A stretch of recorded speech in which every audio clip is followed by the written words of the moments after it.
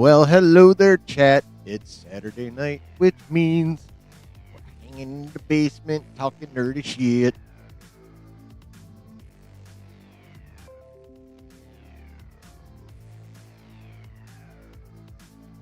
Hope you're ready to talk some nerdy shit. I was feeling a bit nostalgic, so I popped this music on for tonight. I know it's normally harder beats and shit like that, but I was just like, oh, there it goes. I was like, you know what? I'm going old school tower music for this one, just because I fucking felt like it. So there we go. But we got some shit to talk about, y'all. We got stuff. We have things. We have reports. We have rumors.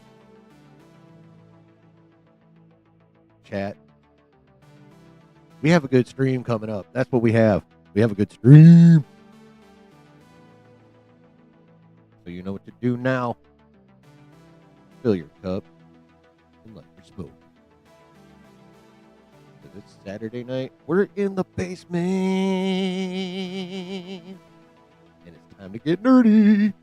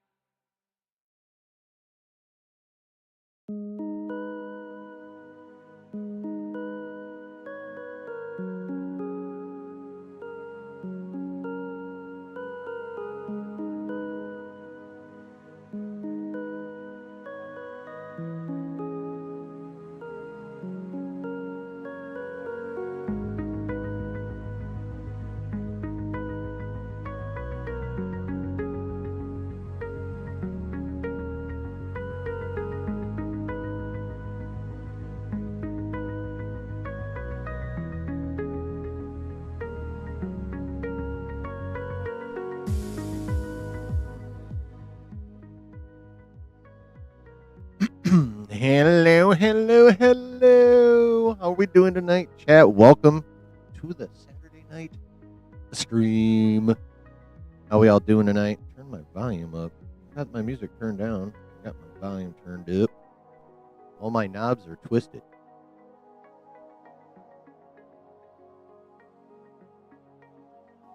As it were. What's going on, chat? Icarus first. What's up, Brooke? Rob, my brother.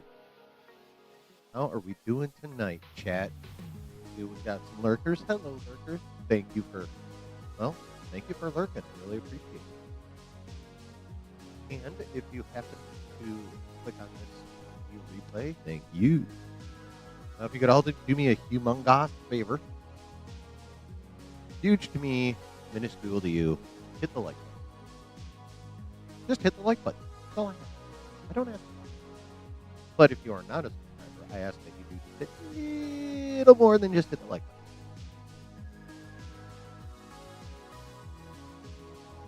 Hit the subscribe and the bell. Went for a hike and hung out with friends. Dope. That's dope, Brooke. Well alluded. I already forgot what I was alluding to.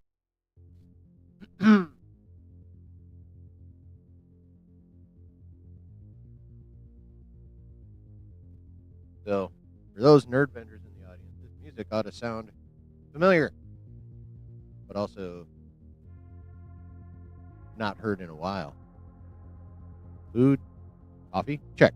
Food? Check. Chilling? Check. Well, then you are ready to fucking go, aren't you? That's awesome. That is awesome. All right. Something y'all need to know right now. This stream this evening, I am going to have to make it a quicker stream than normal. I have to, at minimum, make a valiant attempt to limit my digressions, and here is why. Here's why. This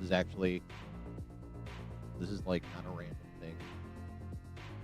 See what has to happen, what's going to happen is Mrs. Chillin has an MRI at 4 a.m. That is in my time zone, 5 hours and 52 minutes away. Now, I'm not going to be like, we're done in a fucking hour and bang through everything and take it. No. That will not be the case. We will delve into the topics. We will break them down. We will get into it. Get way into it. But at the same time,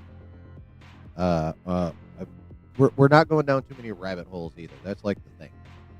Must avoid the rabbit holes. Because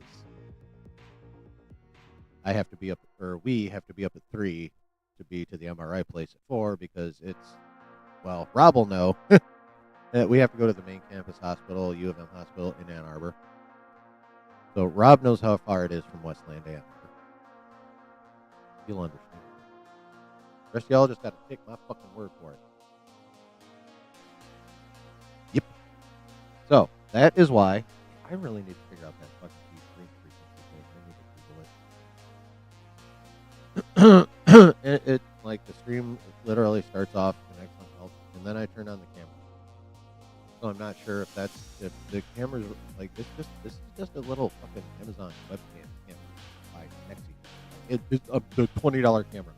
Like, what would that be? 0.01% of the price of Josh's new camera, something like that.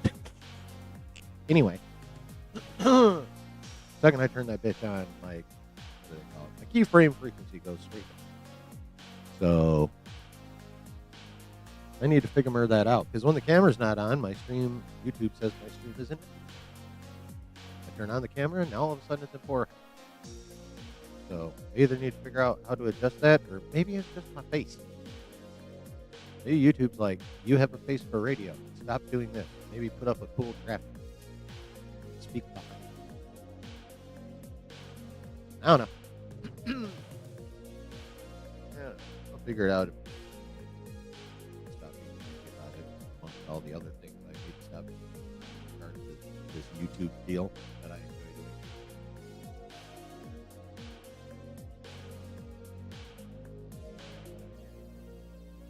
What's going on with you guys, chat? How was the rest of your week? Oh, actually, that reminds me. While you guys are telling me how the rest of the week is, Alien Earth comes out next week, motherfuckers. Whoop, whoop. There's only one teeny little problem with that. Just one.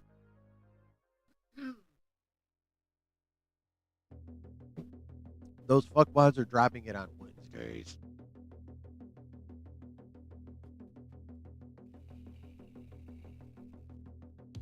As I'm sure you're aware, we're already doing something on Wednesday. So, we can do this one of two ways, because I'm having watch parties for Alien Earth one way or fucking another. Like, we're watching that shit. We're watching. We're watching. As a community, we're fucking watching. But, how and when?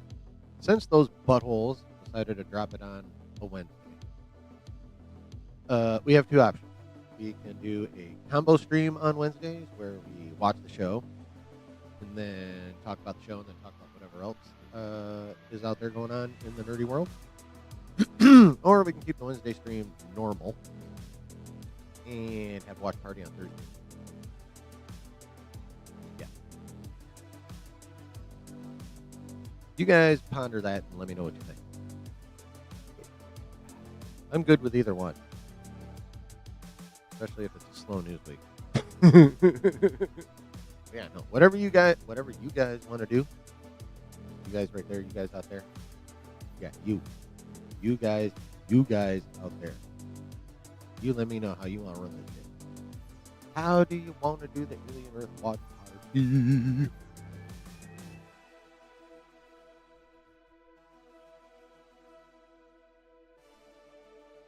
Here we go.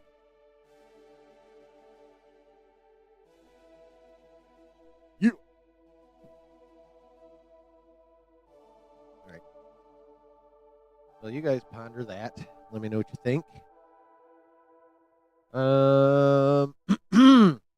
You know, as I was saying, gotta kind of need to move this one along a bit. So we're gonna begin. We actually have tidbits from all three of our big IP. Marvel, DC, Star Wars. All three we get to talk about tonight.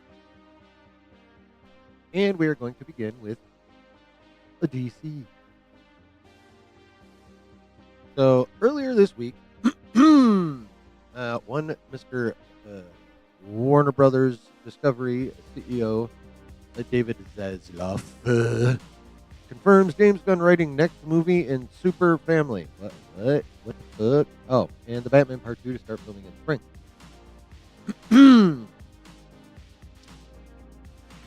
A letter to Warner Brothers Discovery shareholders this AM being Thursday morning, that Matt has confirmed that Matt Reeves' The Batman Part 2 will finally start filming in the spring. That being spring 2026. This is for an October 1st, 2027 theatrical release.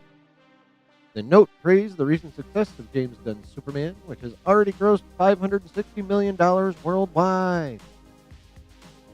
In addition, Warner Brothers Discovery CEO David Zaslav has other news. James Gunn is already preparing the next installment in the Super Family, he confirmed. In film, James Gunn is busy preparing the next installments of the DC Super Family. This is a quote, including Supergirl, Woman of Tomorrow, 2026, Clayface, 2026, and the next Wonder Woman. In addition, the Batman 2, 2027, is preparing to begin shooting next spring, among several other projects in development. The 10-year vision for the DC Universe also includes an exciting array of television projects, including The Penguin, the upcoming new season of Peacemaker, and the debut of Lanterns in 2026. In a precise and measured way, the DC franchise will increasingly overlay across the studio's broader efforts, from film and TV to consumer products, games, experiences, and social. Read the shareholder note. FBO, talking about Batman 2, blah, blah, blah. Okay. So really the only important part of this is the letter. So let's break this down a bit, shall we, chat? We begin with James Gunn is already preparing to write the next installment in the Super Family. What the fuck does he mean by the Super Family? Are we talking like literally Superman's family? Like, I mean, we got Superman. Oh, Jesus. Get off. We're getting Supergirl. Like, are we alluding to down the road getting Superboy? Jonathan Kent? Superboy Prime?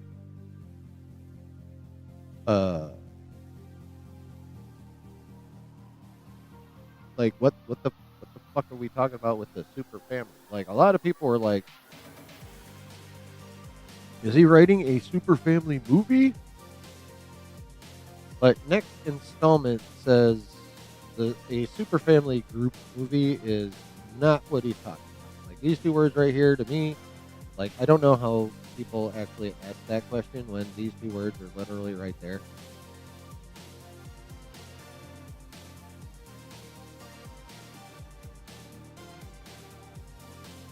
The next installment in the Super Family. So whatever the third installment is Superman, is after Superman and Supergirl, obviously. But it doesn't necessarily mean a whole big ass family thing. Bakari. I hope I said that right.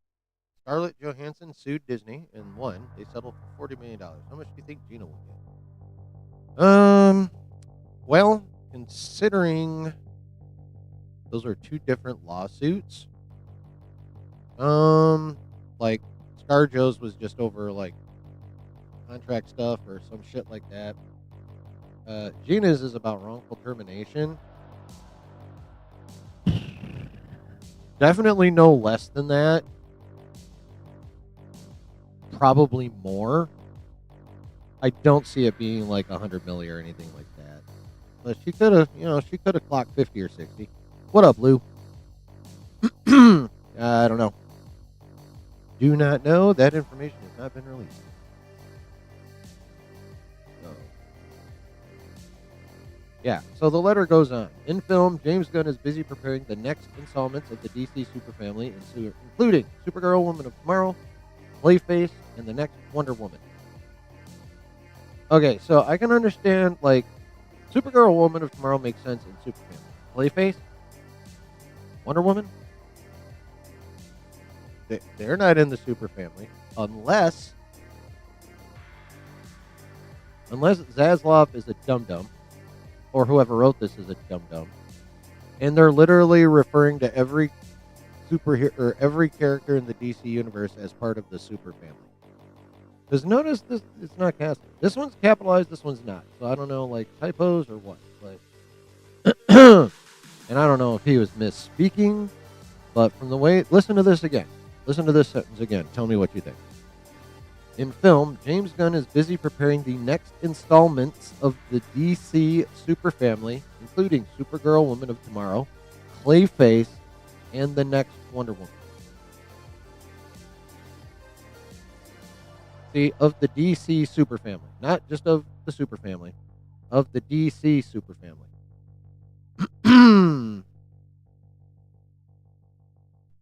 I paid salary on top. Okay, yeah. It was 60. Well, then, that's whatever ScarJo ended up getting is probably the floor for whatever Gina's getting.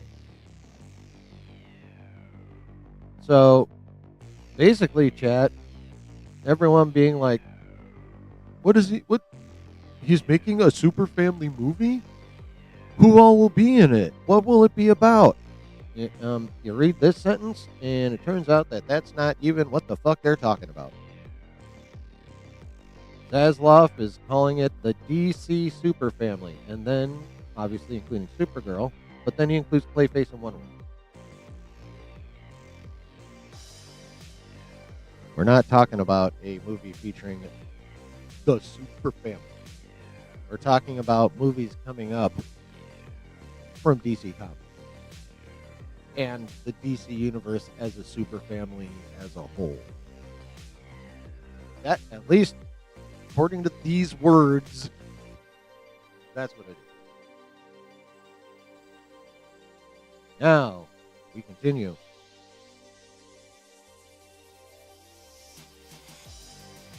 I would imagine eventually they will forgive Majors. Like, out of all of, well, there's nothing to forgive ScarJo. Like, they were totally in the wrong with ScarJo. And I don't know that they forgave James Gunn so much as, like, there was a massive rebellion amongst the actors. That's how James Gunn ended up coming back. Just because there's a fucking mutiny. There was no having to forgive ScarJo. If anything, the forgiveness, ScarJo would be needing to forgive them if she felt they deserved it. Brenner, I can't even remember what the fuck he did. Majors, like, all evidence points to the fact that he is literally doing everything to turn his life around, and there are results. So, eventually, yeah, he could come back. Now, will he come? See, here's the thing. If he comes back to Disney, that does not necessarily mean he's coming back to Marvel. Disney could bring him back under Searchlight. Disney could bring him back under Fox Studios. They do not have to bring him back to Marvel by any stretch. They can just bring him back and put him in a regular ass I'm sure she does.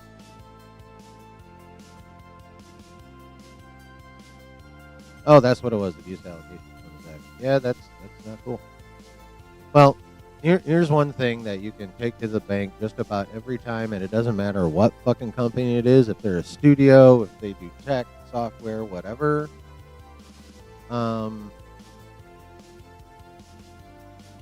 There's going to be rampant hypocrisy in all of them.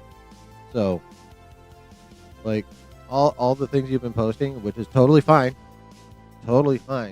Like, the over-encompassing answer to that is companies are going to be hypocritical. Like, you can spend literally years upon years upon years just on one company's various exploits in the land of hypocrisy.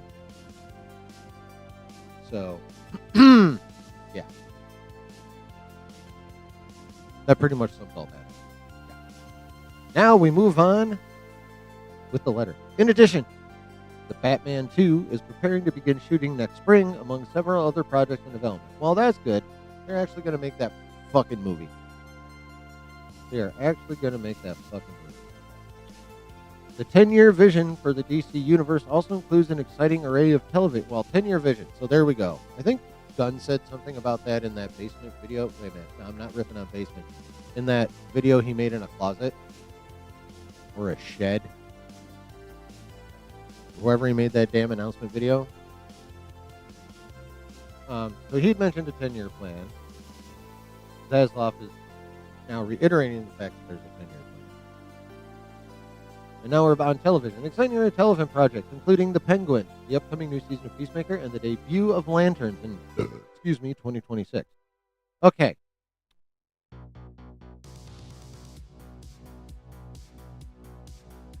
Couple things. Upcoming new season of Peacemaker, cool. We knew that was happening. Debut of Lanterns, cool. We knew that was happening.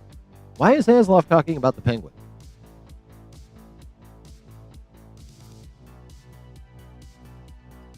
Why is he talking about the Penguin for the 10-year vision for the DC Universe when the Penguin is not even under James Gunn? Like, the Penguin is part of Matt Reeves' what does he call it? Something or other crime universe is what he calls it. Matt Reeves. If one of you guys in chat knows the actual full name of that crap, let me know. But yeah. So why is he talking about the Penguin? The Penguin is Elseworld. As far as we know, it's not getting a sequel. There's been rumblings about maybe a sequel, second season. I mean, there's been rumblings about maybe here and there, but it's literally all speculative, all of it. So it's curious. It's curious that he mentions the Penguin, because the Penguin is not James Gunn DCU continuity. It's Matt Reeves. That's just curious as to why he would include that. Makes me wonder. First of all, are we going to get a season 2 of the Penguin? I'm here for it. That show was fucking great.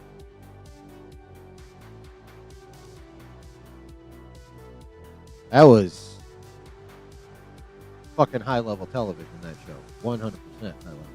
So, would I like to see a second season? Hell yeah. You give me a second season of the Penguin, I'm there. I'm watching that shit. But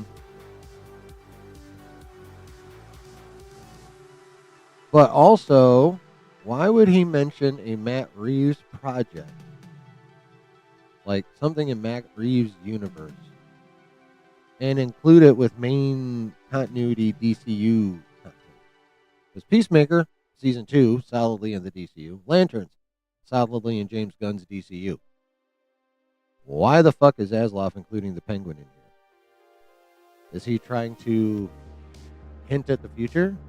Is he trying to be very passive-aggressive about, and sort of, but not really showing us his desire? Does this mean his desire is for the Reeves-verse and the main continuity DCU to merge? Very interesting. Now, granted, that's not even rumor. Everything I just said, that's not even rumor. That is all pure 100% grade A speculation. Let me be clear. I'm not commenting on like an actual report. I'm just spitballing and speculating and theorizing, creating a hypothesis, however you want to fucking put it.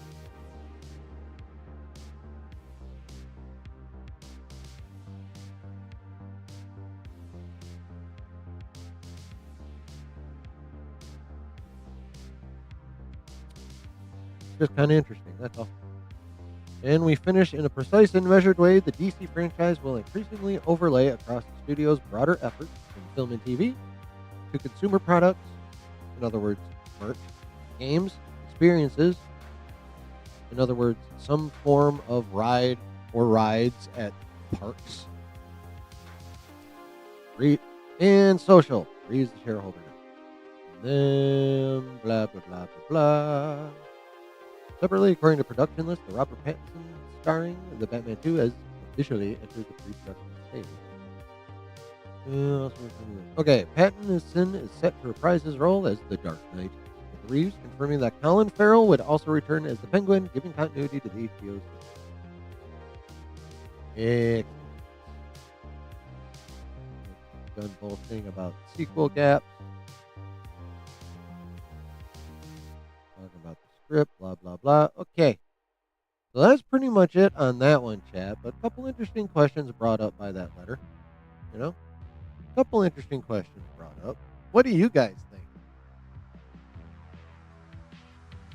You guys find anything interesting about that letter? Find anything interesting about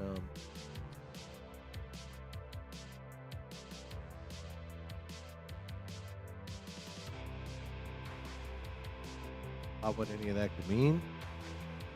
Kevin, what's happening? DC Studios is hit or miss when it comes to film division. I mean, that's been true for quite some time now.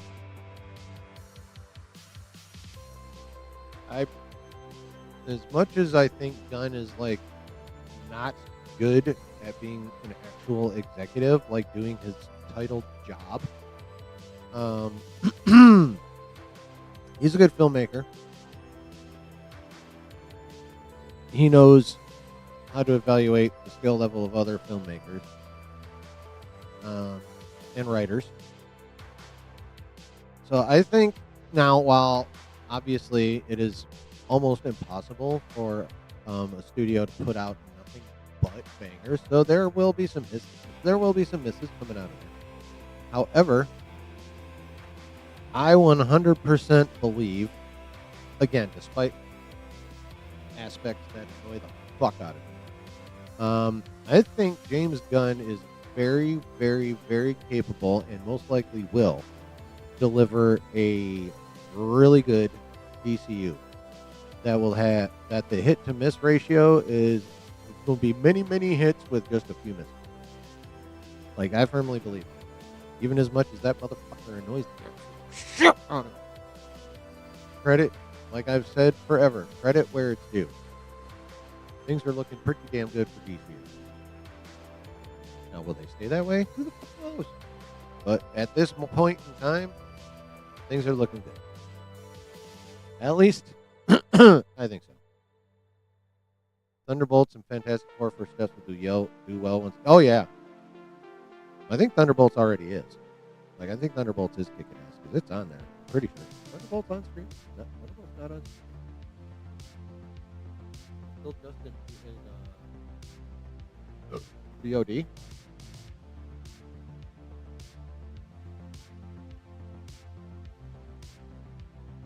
Oh no, it doesn't hit till the 27th of this month. That is so slow compared to most movies. Like, based on when it came out, it should have been on digital fucking midway through last month. That's crazy. Alright. Okay, so Thunderbolts is going to be the 27th. I'm pretty sure they don't have a date yet.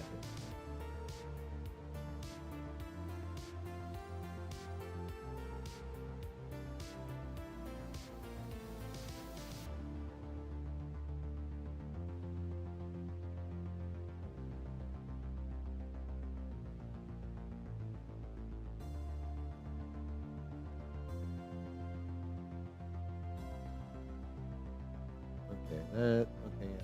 No official date, just a prediction. All right, cool. Cool.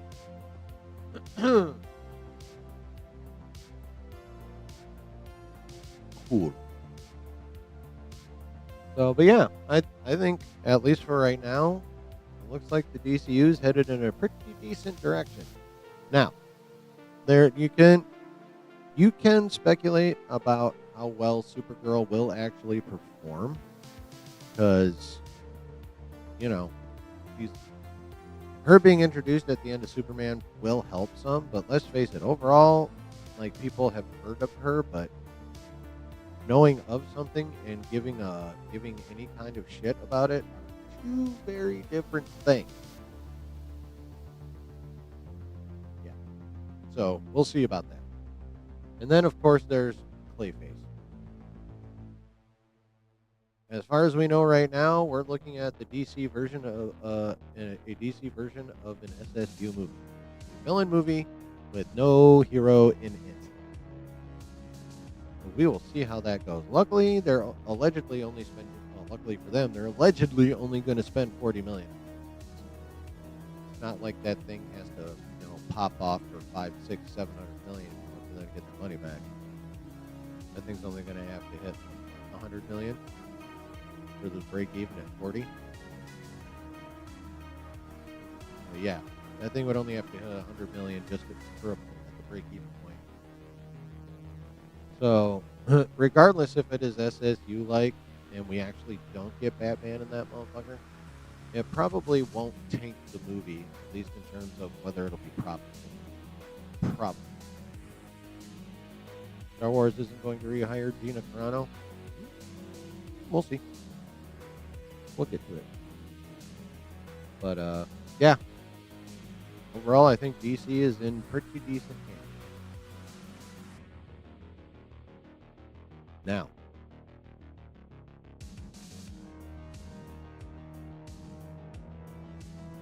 we know that the Batman 2 is in pre-production.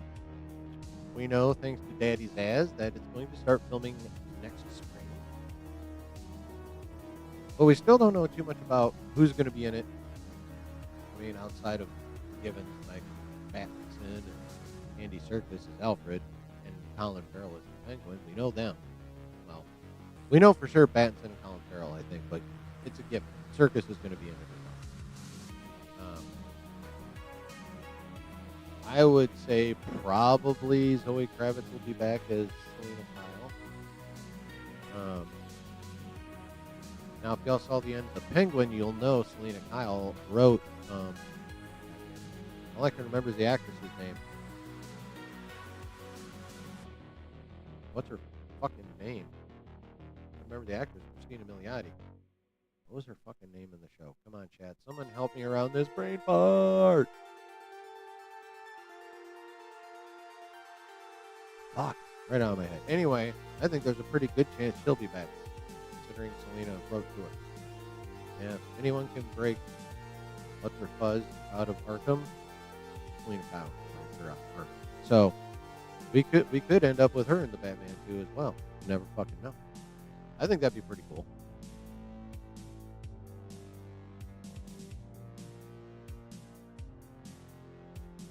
I think Warner Brothers is going to keep Doom Messiah on December 18th, 2026.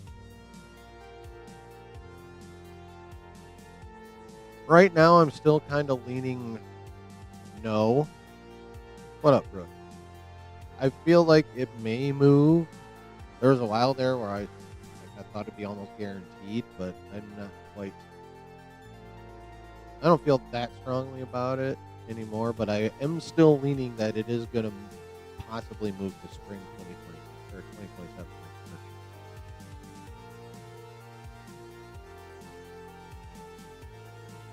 But I do not feel anywhere near as strongly about that as I have. But yeah, overall, I think it's going to end up moving.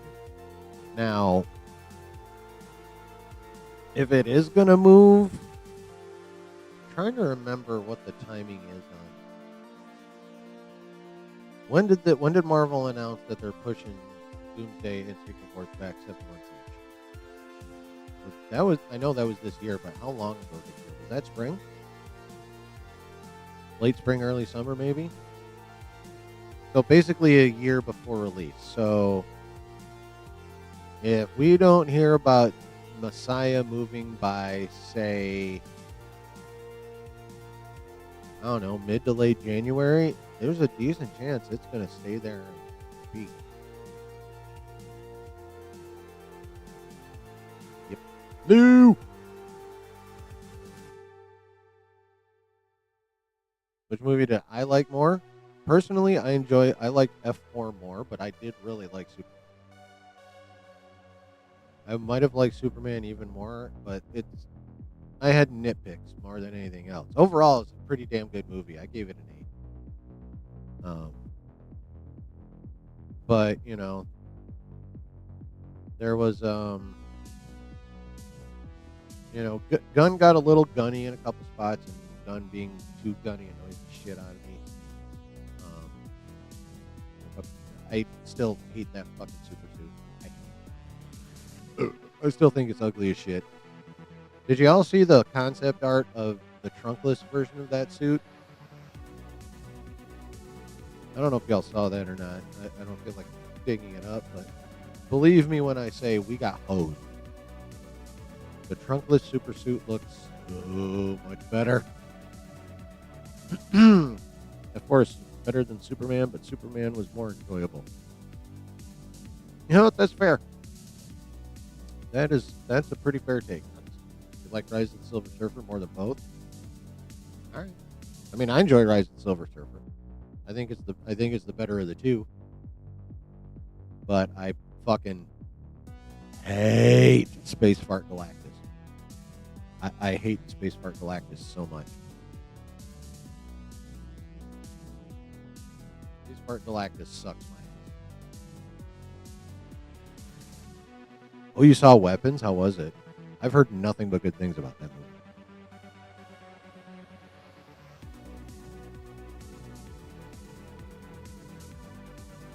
They clog so much when they get low.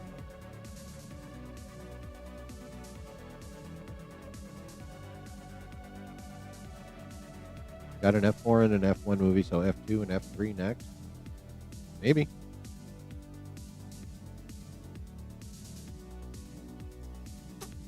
Fuck, gonna win. Weapons was pretty good. Tron Ares will make money. I don't know. Mostly Black Phone 2, Mortal Kombat 2, stopping Tron Ares from making money at the box office in October. Black Phone 2, not so much. Mortal Kombat 2, maybe. Did you see the Red Band trailer for Mortal Kombat 2? It was pretty good.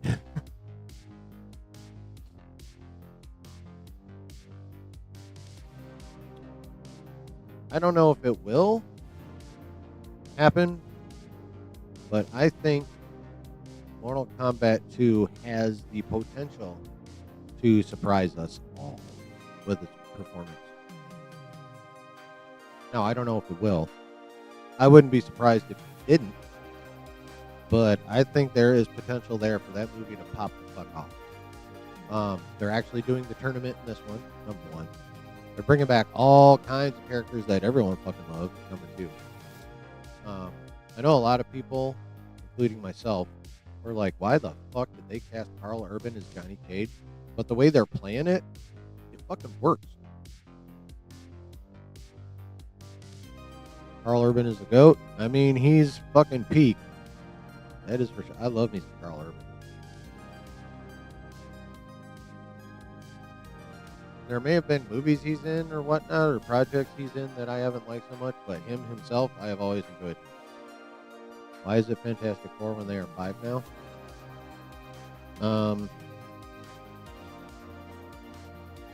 I don't know. Well, Franklin really isn't participating in the MCU continuity quite so much yet, so I think it's okay. I think the Odyssey 2026 will be good. I think that movie is going to win, depending on the acting, but that movie is going to get a shit ton of Oscar nods. A shit ton of Oscar. Like, nope, Nolan, this could end up being Nolan's best. There's a pretty decent chance of that. I am totally, my ass is in the theater for the Odyssey. I love Nolan. I love period pieces. I love Greek mythology. Oh my God, this movie was made. Me. Fuck everyone else. Odyssey is me. So, like, first I had Troy back in the day. Movie's great. Orlando Bloom made. They wrote Harris like a little bitch. I mean, he is a little bitch, even in the Elliot. That was pretty funny. Yeah, Greek mythology, peak. Period pieces, peak. Nolan, peak. Like oh, okay. I was about to be like, what the fuck, Icarus? But yeah, I get it now. John Bernthal's in Odyssey. Yeah, he is. Do I like Spartacus? You mean the what was that on? No, Showtime show? Oh, I fucking love that show. Yep. Oh yeah, no, I love that show. Fucking great. No, I love Spartacus.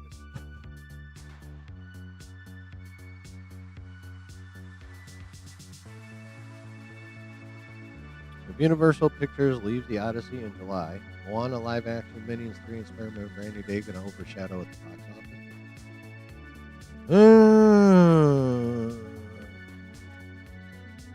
Maybe. That's gonna be a big ass battle. I mean, at first glance, most people be like, it's gonna be about the Odyssey and Brand New Day. But if you think about, I haven't seen the House of Asher, I don't think. But yeah, like on paper, at first glance, most people will look at that list and go, yeah, it's about the Odyssey and Brand New Day. But they're overlooking one, oh, that's a new season? What? Or a new series? Oh, shit. I'm going to watch that motherfucker. Gen V Season 2 and Boys Season 5. Oh, yeah, I know. Like they're starting production on that spin-off that's set in the 50s with Jensen Ackles and that one chick. I can't remember her character name. Is the brunette that like her and Homelander were like super giggity for that season until she got cooked by Homelander's son at the very end. Which would be the better, the boys finale or Stranger Things? I have no idea, since I have not watched one frame of Stranger Things. Yeah. Not one frame have I watched. I know, but I have one. All right, we are now going to continue on because there's more DC shit to talk about, folks. There's more DC shit to talk about. So,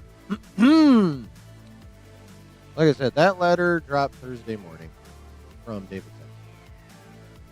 Thursday evening, Jeff Snyder dropped his newsletter, and encased in it was this. This morning, David Zaslav sent a letter to Warner Brothers Discovery shareholders announcing that DC Studios boss James Gunn is already preparing to write the next installment in the Super Family, setting off a wave of fresh speculation about what exactly Gunn is working on. Was the Eyes of Wakanda any good? I enjoyed it. It was solid. Zaslav also mentioned that the 10-year vision for the DC Universe includes shows like The Penguin, and he confirmed that The Batman Part 2 will finally start filming this spring ahead of its planned release to theaters on October 1st, 2027. Here's the shit. I sat down with a well-placed source this week and asked about the Batman sequel, and this person told me that the script was, quote, worth the wait. By the way, Tucker, have you subscribed yet? Are you a subscriber? If not, please hit the subscribe button and the like and the bell. Everyone hit the fucking like. All y'all. So yeah, if you haven't subscribed yet, do it. Do it. Do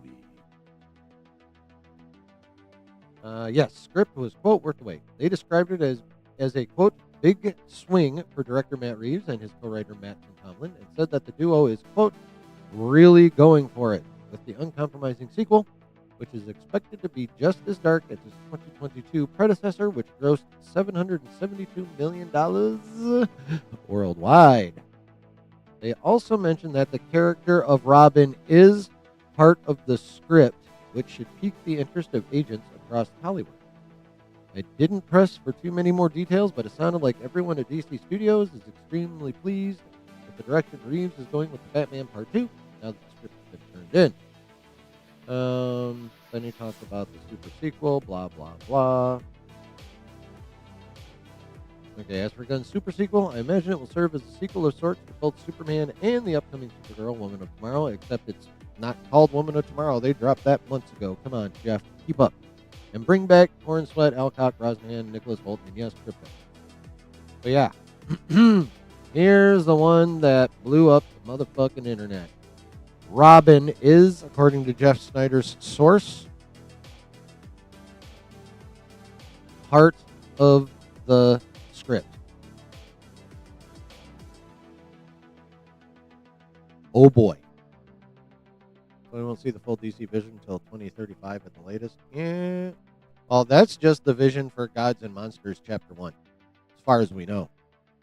That's the only thing Gunn's talked about is Chapter 1, Gods and Monsters. Now, whether between now and then he closes Chapter 1 and begins Chapter 2, whatever the fuck he's going to call that, who knows? But as for right now, we're looking at Chapter 1 taking 10 years. I would hope not, but it kind of looks like it. Excuse me. Sydney Sweeney's Black Cat and Brand New Day. The fuck did you hear that from? That's from a reliable source. Holy shit. But I follow most of the reliable sources, and ain't nobody talking about that shit. Yeah. Like, do you have a link?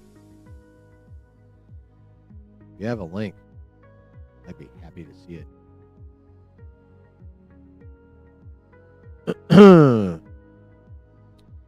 Yeah, so, guys, chat. Matt Reeves, assuming Snyder's source is accurate, Matt Reeves is going to bring in Robin. Do we all... Your dreams told you? Right.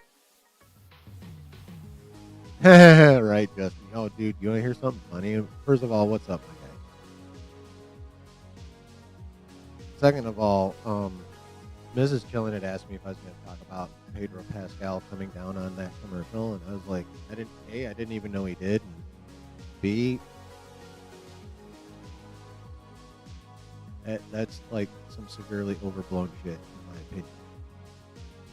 Like, I know, and this, I'm not going super deep into this. This is going to be a very quick summary on this subject, and then we're moving the fuck on. I know that we are and have been for 9 years at this point as a nation embroiled in a massive culture war. Okay? Like that's been the norm for fucking a decade, damn near. It'll be a decade next year. Okay? I'm getting to that, executive judge. The story is not over. I am getting to that. And before we get to that, let me just say this. Based on Gunn's record, the proper word is denied, not debunked. Because at least half the shit that Gunn has debunked turned out to be true. So he debunks nothing, he denies. But I was told for Robin, yes, a lot, way too much. Right, Robin.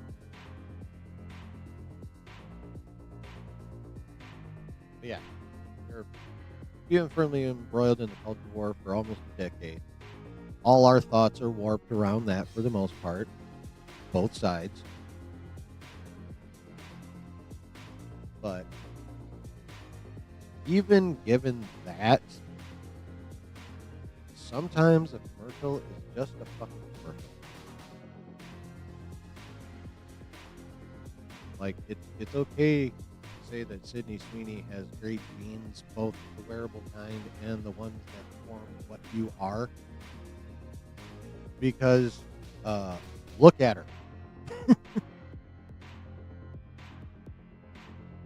Like, just in her appearance, it's quite obvious she has great genes. And then add to that she's a fairly talented actress, from what I hear. That only supports the fact that she has great genes, starting with a G. Why did they pick a blonde-haired white chick for the commercial in the first place? Because Sydney Sweeney is the hottest thing out there, literally and figuratively. Like, she owns the pop culture zeitgeist. Anything she does pops the fuck off. Anything.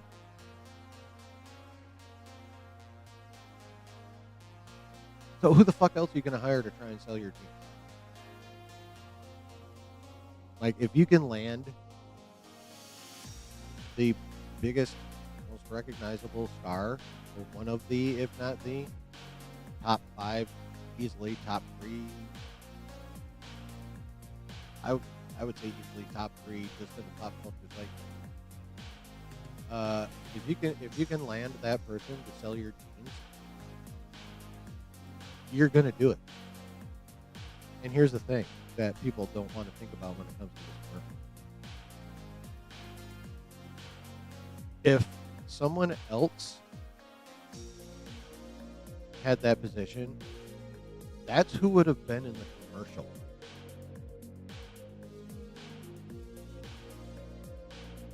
Like, sometimes a commercial is just a fucking commercial.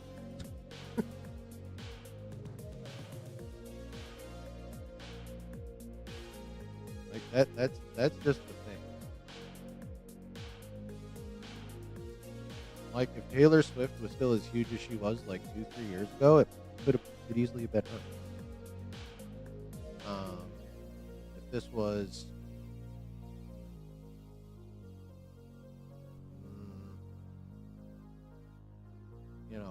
5, 6, 7, 8 years ago, probably would have been Beyonce. Maybe even as few as 3 or 4 years ago.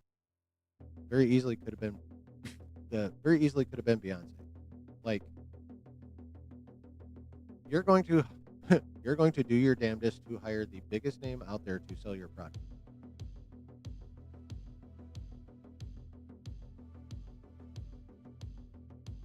Like, it's really not any deeper than that. She's the biggest name. She's hot as fuck. Evidently, she's a talented actress.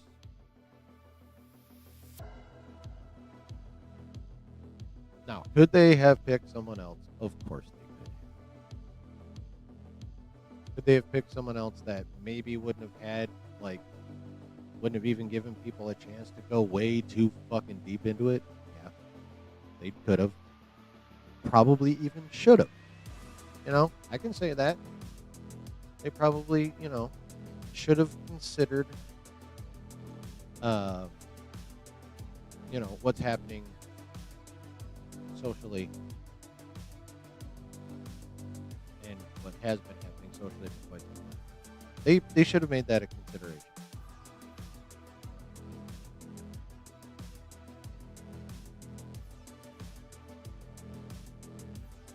They should.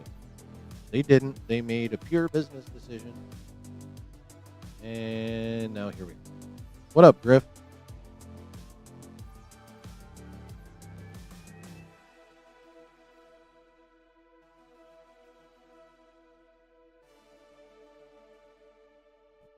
Stupid, don't get me wrong, but those two examples would not let that get past the reading of the script part. You mean Taylor or Beyonce? You think they wouldn't be down for the for the biological version of genes? Is that what you're saying? Being in the commercial?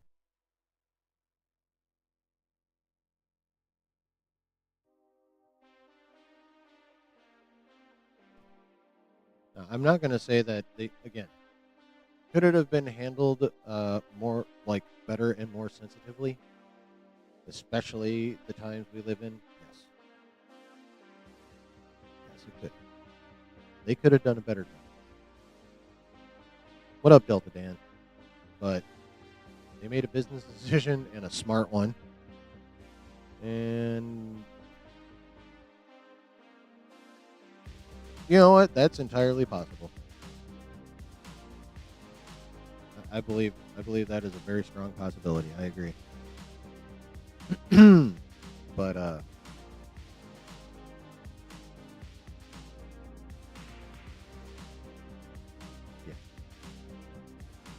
And if you think about it, this wasn't blowing up that big until they found out she was a registered Republican in 24.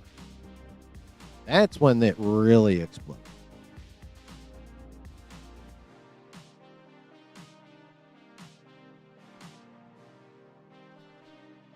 So, but yeah, I mean that's just my opinion.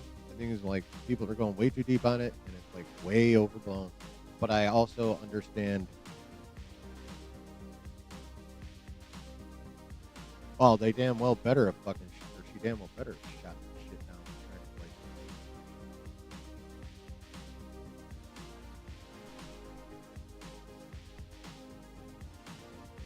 Like, I probably wouldn't. I'd have been like, fuck y'all. I hear someone else. And if American Eagle had tried that, then fuck them for that bullshit.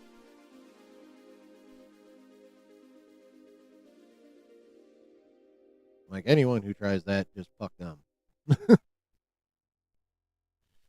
mean, it's that simple. But like, I understand why it happened, but I think this is going to be one of the cases where we're all just wired with this shit to the point where if something isn't like super benign, someone's gonna jump on it, and then people on both sides will be like, "That's too benign. Take a fucking stance." There's literally no winning.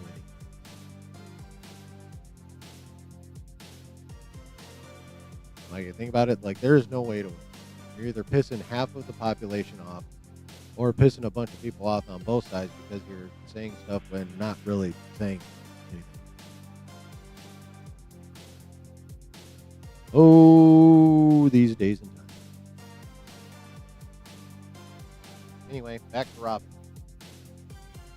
If Snyder is accurate, Matt Reeves is bringing Robin in. You know why that's like super duper fun and could really be a big problem? Because we know James had planned to bring in Damian Wayne Robin in The Brave and the Bold. But here comes Matt Reeves before like Batman the Brave and the Bold at this point is basically still in concept stage. They don't have a script. Like, they don't really have shit for Batman the Brave and the Bold. But it's been well known for quite some time that Gunn wanted to bring in Damian Wayne Robin. Gunn wanted a Robin. He didn't want Dick Grayson or Jason Todd or Tim Drake, but he wanted a Robin. Now here comes Matt Reeves with his Elseworld DC Batman and him not having to report to James Gunn for shit because he works for Pam Abby and Mike DeLuca directly. And he's coming rolling in with a Robin. Ooh, boy. Now, I'm not against it. I'm going to be very interested to see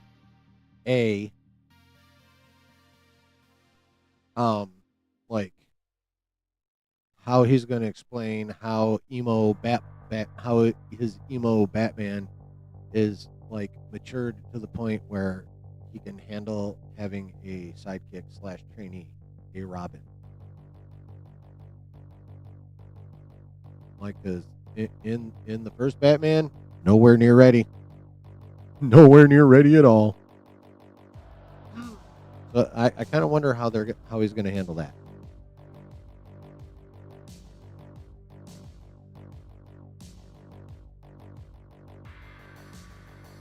So that part alone is going to be interesting, but like how this is going to end up working behind the scenes, they've got issues back there right now behind the scenes of Warner Brothers and DC. Like, if this is true, if the Snyder source is right and Reeves is doing a Robin, I mean, it could be nothing more than, he really has the freedom to do his story, and so he's going to do it. But doesn't it also kind of a little bit feel like he's looking at James Gunn and like going, fuck you for wanting my universe. I'm doing Robin first. Enjoy.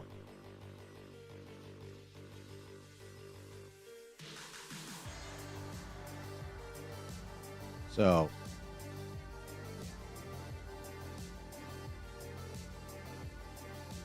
interesting. And now the next question is Reeves going to go in the chronological order of Robin?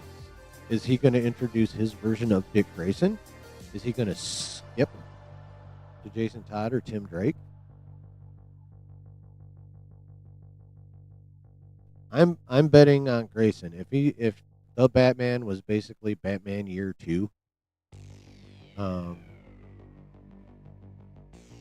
excuse me, that, to me that indicates that he's working chronologically through Batman's life, and that means Dick Grayson is up first.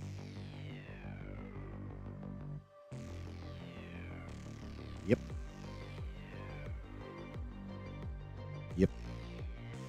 But the story does not end there, folks. Because, of course,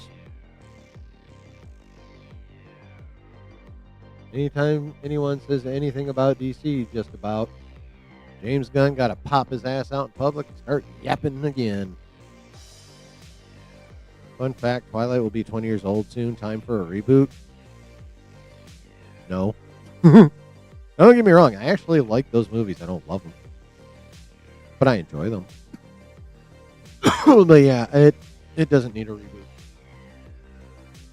Right now.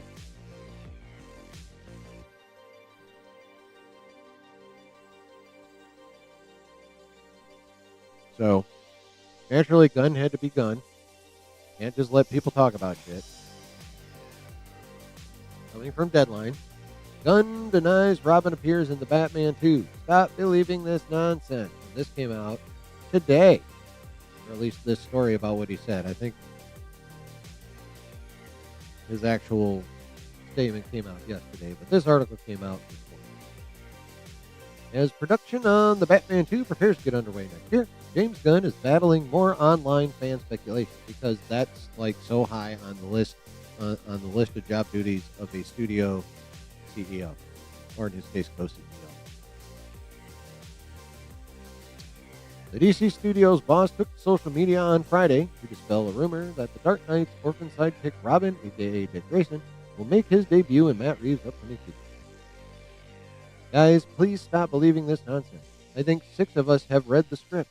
No one knows anything about the Batman 2, wrote Gunn on Threads.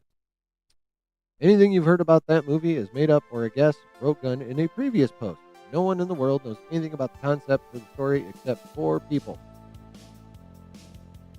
So the amount of people has grown by 2 that he's willing to admit.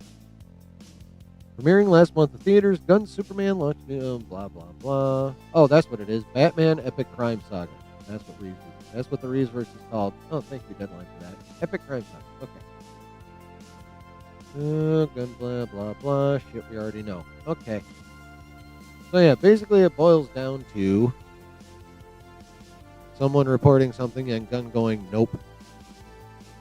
Not true, not true, not true. Only 6 people know what's going on. Up from 4 like a couple weeks ago. But see, here's the thing.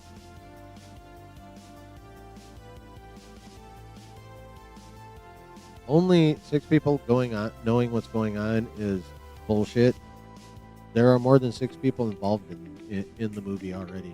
If it's like really entering pre-production, way more than 6 people know. Now, do they know like detail for detail for detail? No. But, like, instructions are going to be issued based on what's in the script.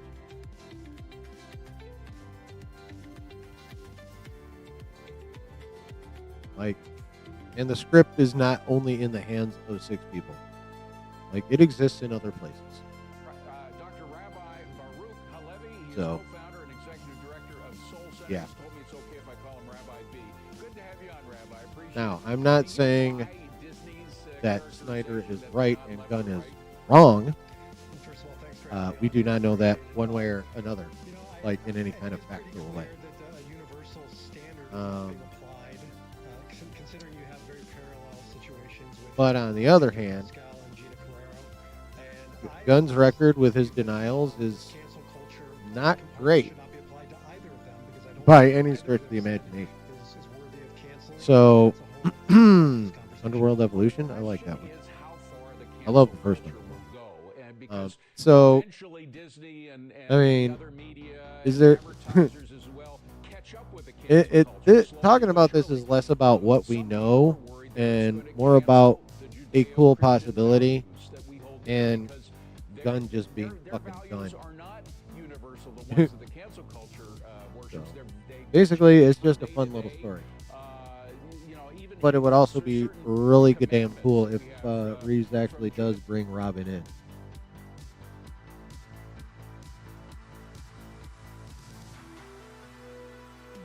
It would be pretty cool if Reeves actually does bring Robin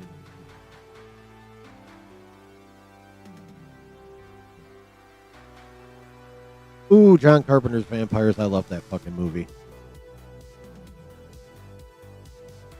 That movie is cheesy, but in the best way. I love that movie.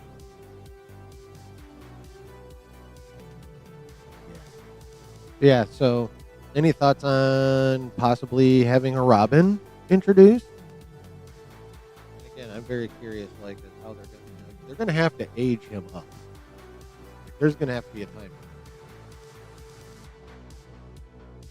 I'm just curious how they're gonna handle that shit.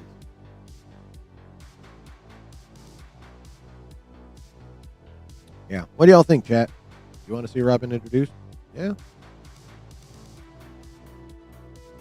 I guess the question is, well, Brooke's question is, who would they cast for Joker?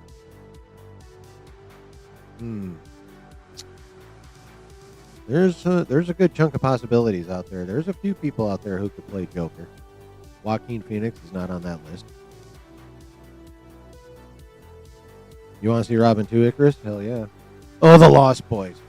Yeah. Good call, Tuckery. Good call. Tuckery. Will you type your handle phonetically into the chat, please? How old do you think they'll make him?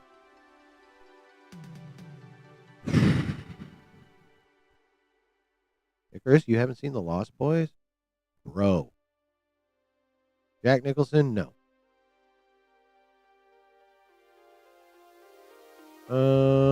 I would say probably early to mid 30s.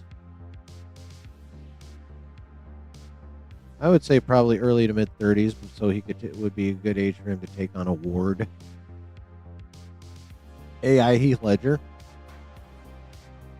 I mean, as long as his family's good with it. Just let the right one in horror. I'm not sure. What was that one with the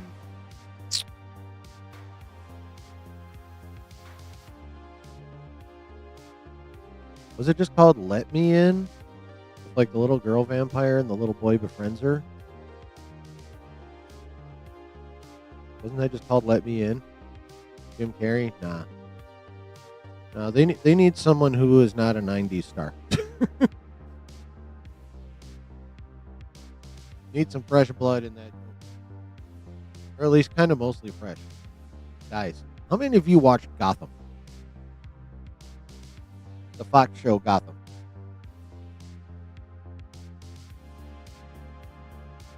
Let Me In is the U.S. remake. Okay, well, that's the one I saw was the U.S. version. I mean, some people might consider that horror. I don't. I would call it a suspense thriller more than a horror movie. You've seen ads for Gotham? Has anyone in chat actually seen Gotham now?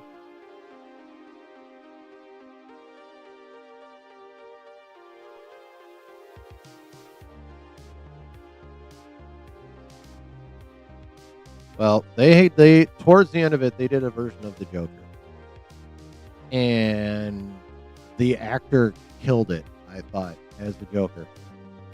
I wanted to see this actor as the Joker in a feature film, and I still do. Gotham surprised you with how good it was. Do y'all know who that Joker actor is from Gotham?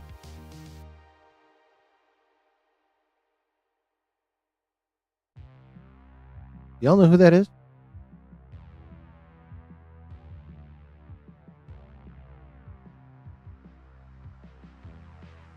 Have you guys ever played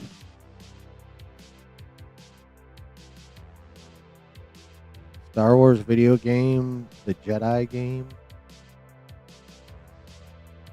Was it Jedi Lost Order? Anyways, the ones with Cal Kestis. That's the guy that played the Joker in Gotham. I want Cal Kestis Joker.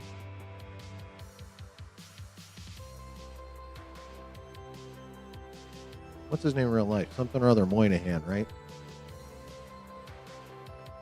Cameron, thank you. Thank you, Tukari. Yes, Cameron Moynihan. And spell your name phonetically. Damn it, I want to pronounce it right. Please and thank you. Yeah, I'll take Cameron Moynihan Joker again. He killed it on TV. He'd kill it on the big screen. Although it would appear that Dominic Moynihan was in that deleted post-credit scene or deleted scene from the Batman Part 1. Like the dude from the Eternals, like the young one, the one who could do all the mind shit. That's who is the Joker in that deleted scene. So, I don't know. I don't know if Reeves would bring him back as a Joker. I don't know if he'd hire somebody else. But if he does hire somebody else, fucking give Cameron Moynihan a call, man.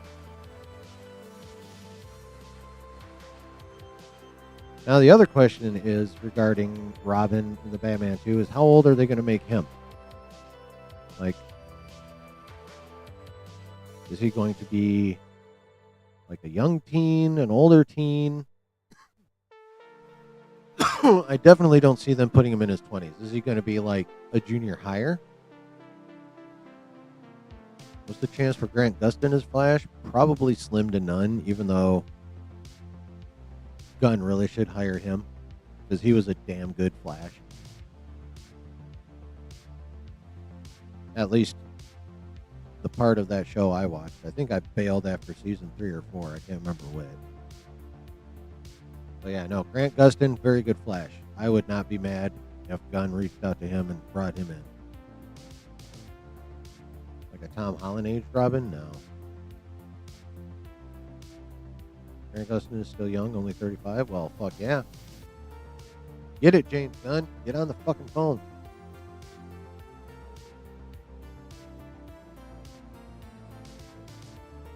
Yeah, I feel like Pattinson is gonna, character-wise, is gonna need to be in his early to mid-30s. Usain Bolt is the Flash. I mean, he's the closest thing to it. Race swap. He's too old, but if they brought in New 52 Wally West, there's precedent.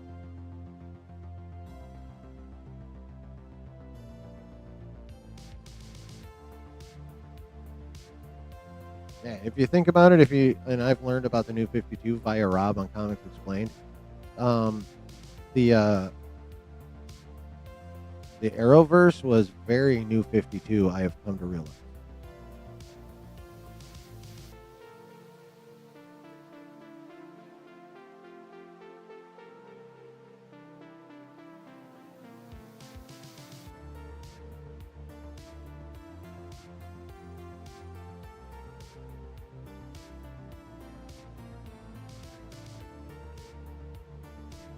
Yeah, it was very New 52. I've come to realize. YouTube's telling me in one part of my screen that I have 10 viewers, and in another part of my screen it's telling me I have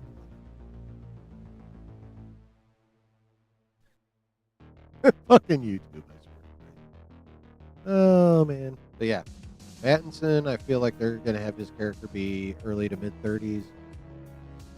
And honestly, I kind of feel like Robin's gonna be. You do need to watch more of Gotham. Honestly, I feel like Robin's probably gonna be 14 to 16 at the most.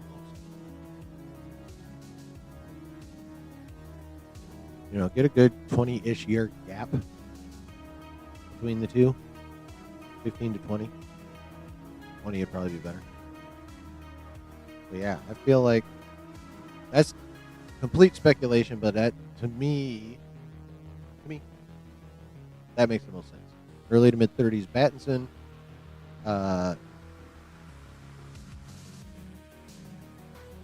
13 to 16-year-old. Well, let's make him at least a freshman in high school.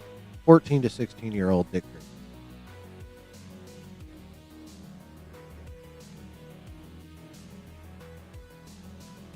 That's how I'd roll with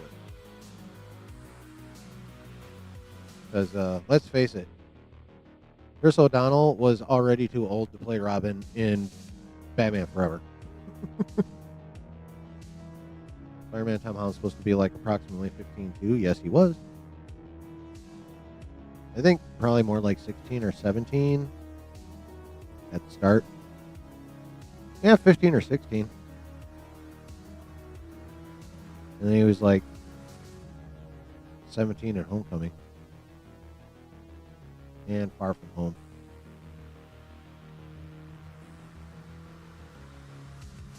And No Way Home. Well, he was probably 18 in No Way Home.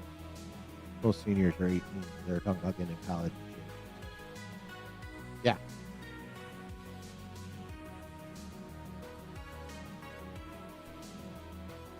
But yeah, that's how again, if true,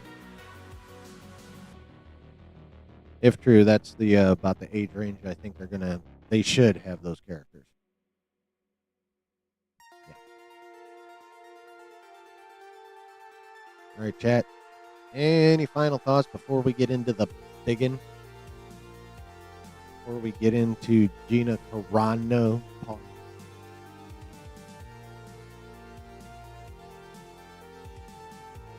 Which I would do. I would risk having my head popped like a fucking grape. Because I was worshiping the Holy of Holies and she just squeezed my head that hard. I would risk that.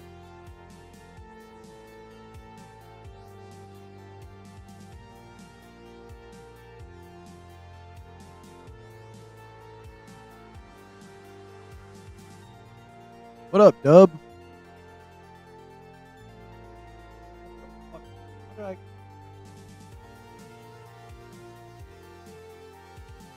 Tom Holland. Right now, I don't know how old.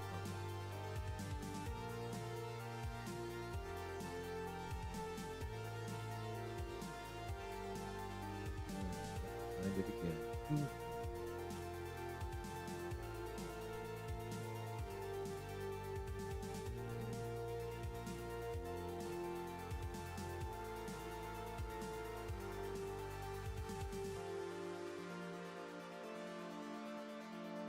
Okay, yep. He's 29? Just turned 29. Okay. All right.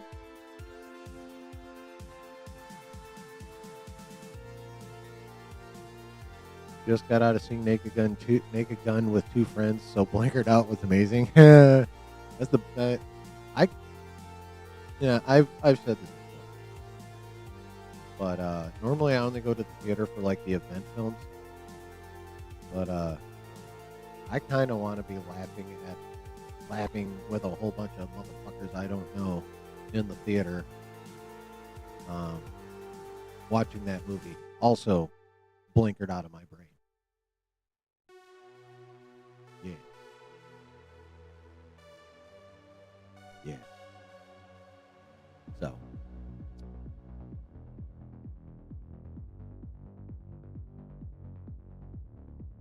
Oh, you haven't watched the originals? Oh, bro. Classics. Fucking classics.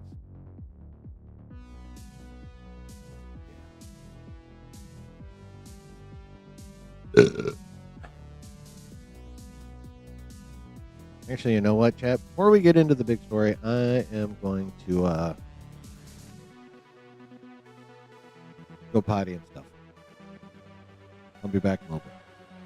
I'm gonna turn the music on. Enjoy.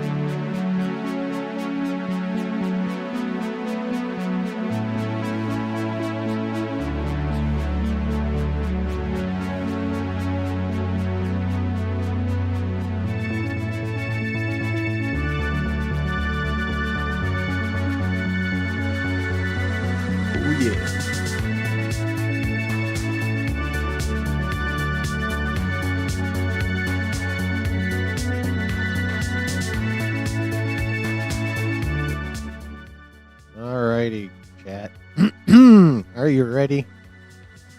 Are you ready? Ooh, a Police Academy reboot? Ooh. There would have to be certain adjustments made for modern sensibilities, but even in these times, but it's been plenty long enough. I would totally check out a Police Academy reboot. I fucking love those. Police Academy movies are amazing.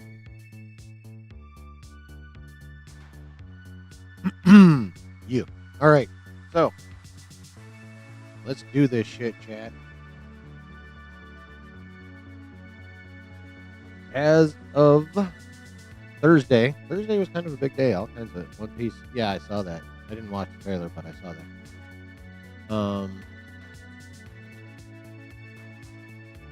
Yeah, that Zaslav letter was also Thursday. Thursday had a lot of shit. Anyway, as of Thursday, Disney announced that they had settled their lawsuit with one Gina Carano. As you recall, there was a bit of a kerfuffle with Gina and Disney as a result of some shit she posted on social media.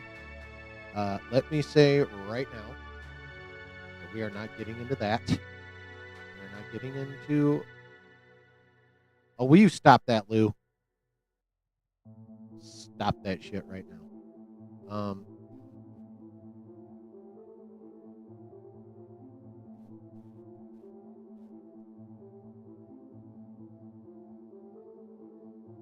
Anyway.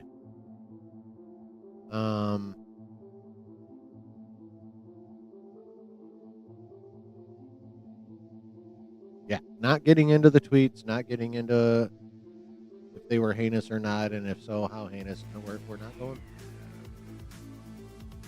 We are not. Well, that's exactly what it's supposed to be, C-Dub. And I love that shit. But yeah, we're not getting into her posts themselves. We're just not. Okay. We're only talking about the settlement, and more specifically, the statement that Disney released. Yeah.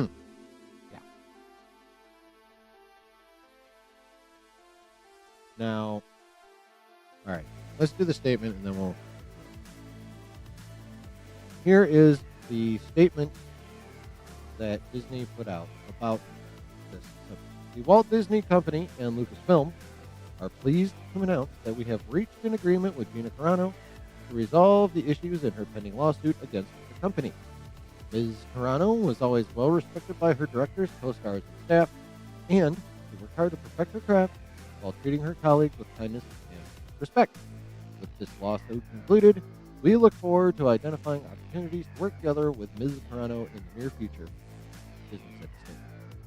So before we break this fucking statement, needless to say, when this announcement happened, there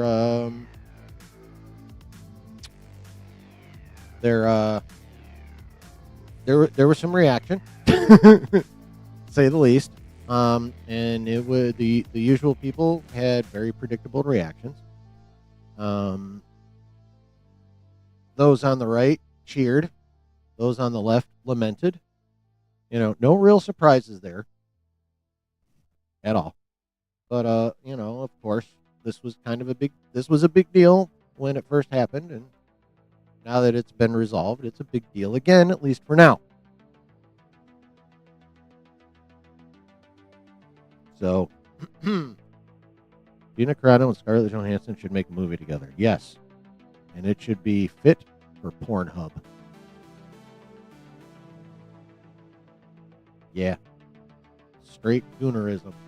I am a straight gooner. But yeah, so, you know, the usual suspects on both sides reacted in the usual predictable way. But and the opinion from a lot of people out there, a big deal, yeah, massive pickle. You know, a lot of people, you got a big deal for them. Rock on, brother. Congratulations.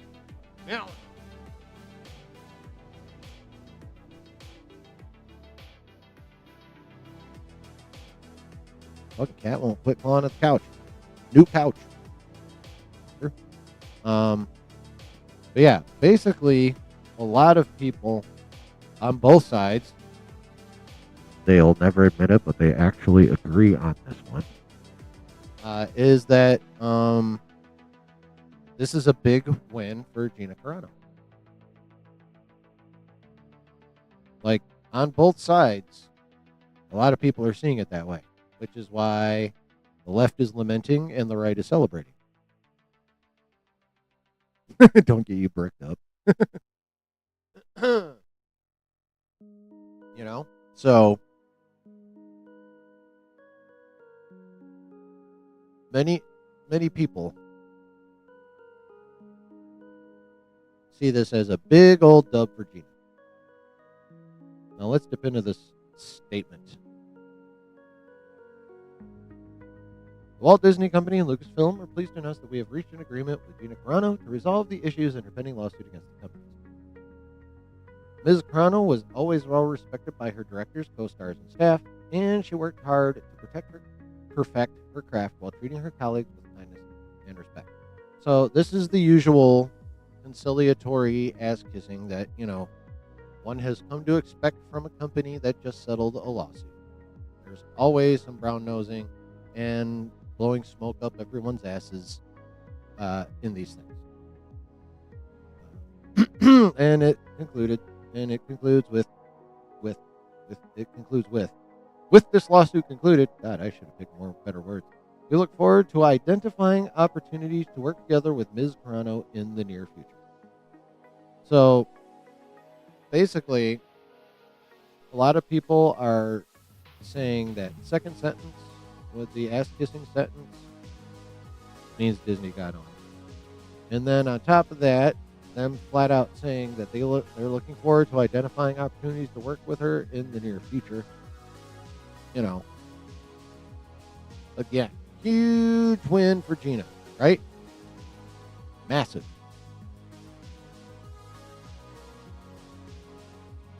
I'm not so sure. I am not so sure. What up, Brennan? You guys can share a windowsill. Shut the fuck up.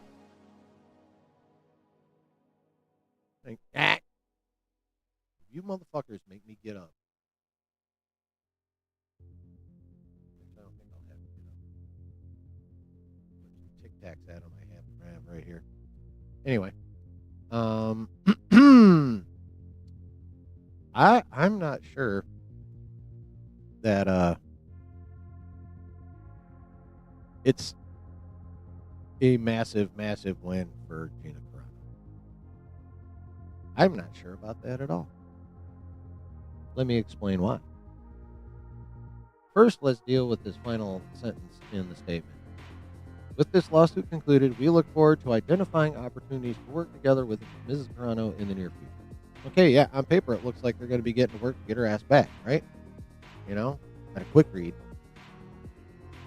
Built the Dan.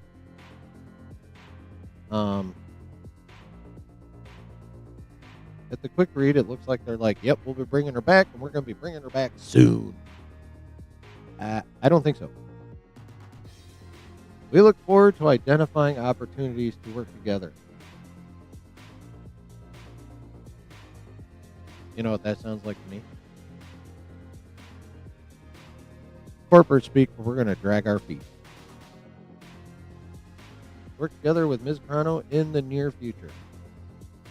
What the fuck does near future actually mean? It sounds like not too far down the road. That's what it sounds like. But, as Einstein said, time is relative. And Hollywood lives in its own time bubble.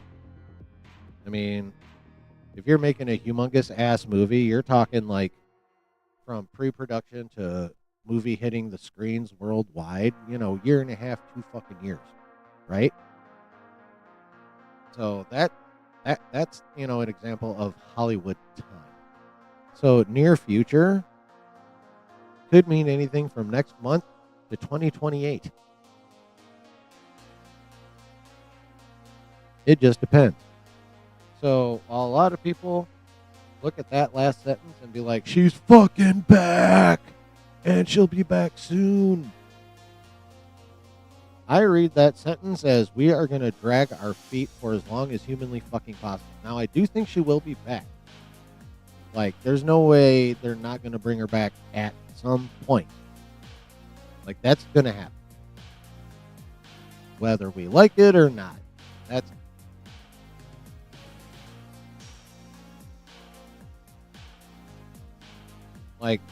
going to happen. She will be back. Now, the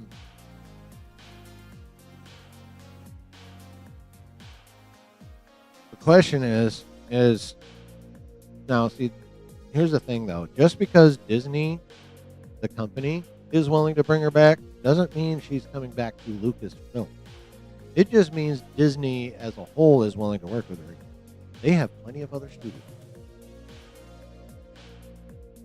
They have plenty of other studios that they can give her work in that have zippo to do with Lucas.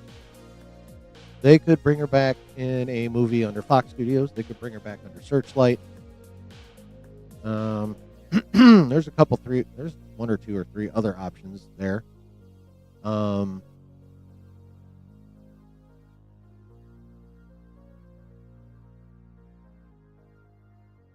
yeah, people are seeing that as they're getting right to work on bringing her back. I mean, that could be the case. But to me, that looks like the perfect sentence, or not, let me rephrase. That looks like a sentence well constructed for being a complete dragging of the feet situation. Like, eventually they'll have to. But that's a sentence that basically to me says, yeah, we paid her off, but we are going to push her re-arrival as far as we can possibly get away with.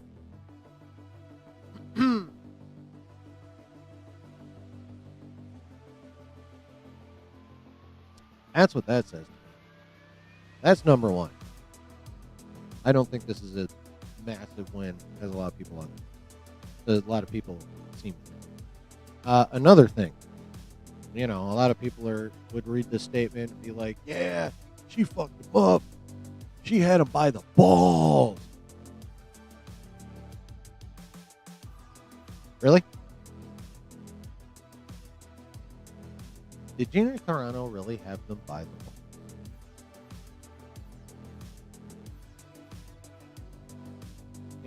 The fact that Disney was willing to settle, some people would say that.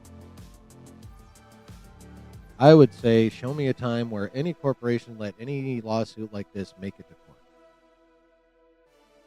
They are very few and far between. Most of the time, they just haggle a number and call it a day while getting an NDA.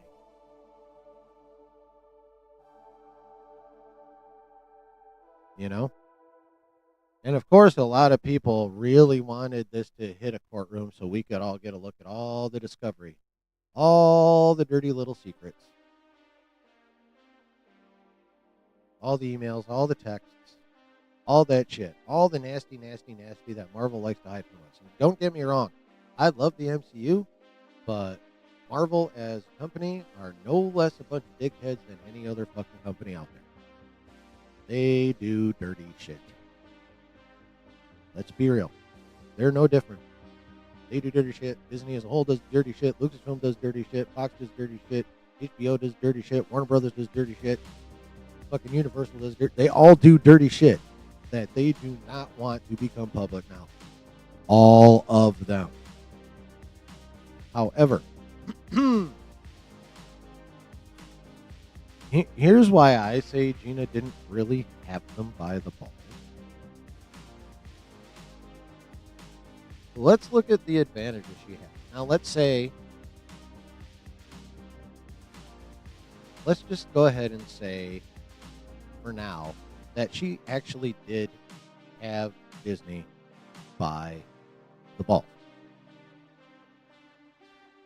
On top of having them by the balls, she is having her case and fees and all that shit backed by the richest man in the world.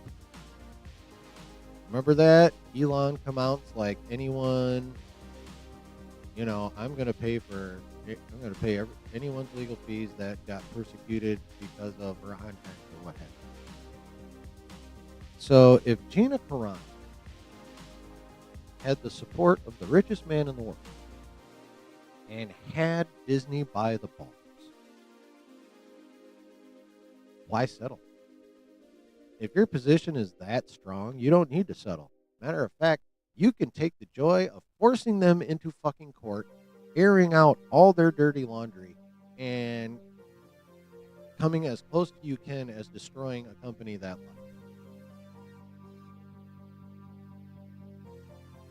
Like, if her position was that strong with Elon Musk's backing, she could have done that.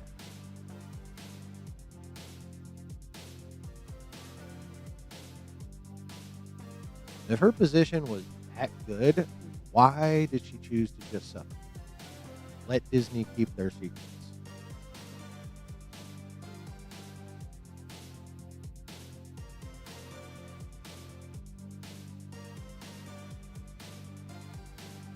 Because her hands probably weren't very clean. And she also had information that she did not want to become public.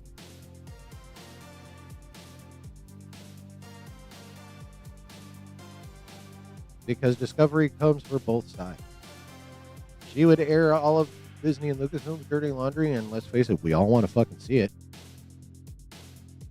We all want the Discovery. We wanted that shit to happen. But maybe Gina didn't. Maybe there's some shit that would have come out in Discovery on her side that she also doesn't really want. I mean, let's face it. In these situations, while 99.8% of the time the corporations are the ones at fault, they have a laundry list of nastiness that they got up. But most of the time when people settle with studios for this, they don't have necessarily the type of funding and power at their back that Gina Carano did in the form of Elon Musk. Like, if there's anyone out there that can afford to take on a massive corporation, it's fucking Elon Musk.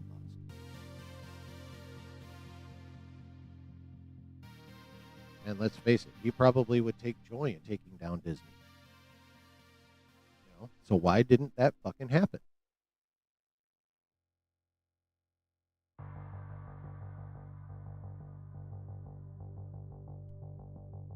Why did Elon and Gina not take the opportunity to absolutely fuck Disney up?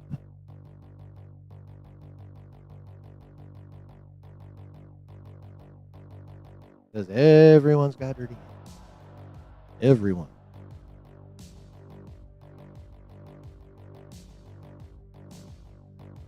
So,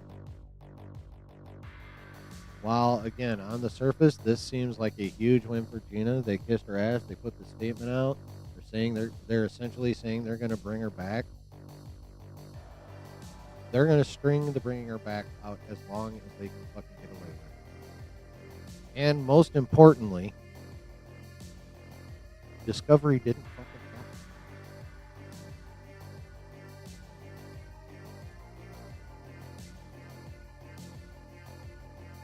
happen.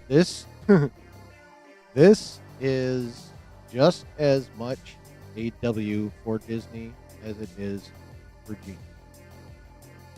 Gina, the settlement is a tacit admission of guilt from Disney. Not an actual, a tacit. They wrote the fucking check. So some shit was there. Right? But essentially, if her position was that strong, with the strength of her backing, she didn't have to just take the check.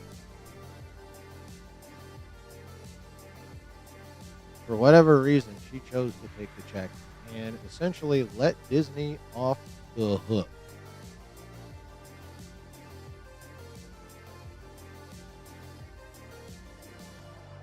The Discovery stays private. Disney's dirt stays private.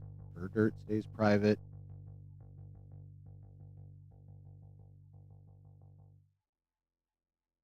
They're going to let her back sometime.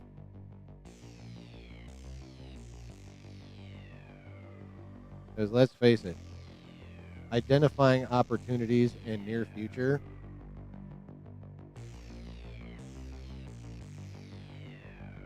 that yeah, that's some stringing along verbiage if I've ever fucking seen it. So I disagree with those who think this is a huge win for Gina.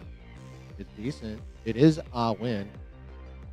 It ain't huge. Disney won just as big. All they had to do was write a check. And now they're going to move on.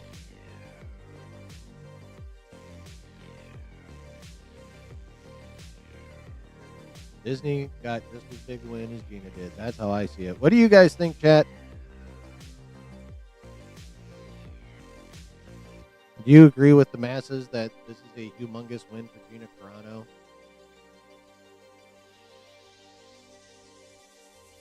Or are you more in my camp?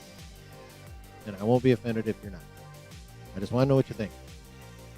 What do you think, chat?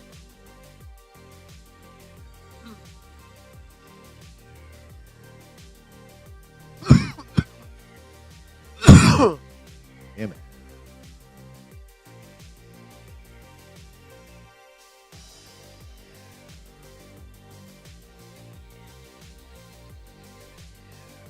You think this is a big win?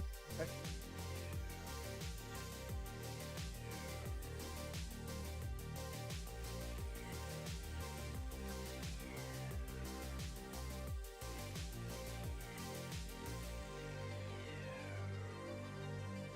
Oop.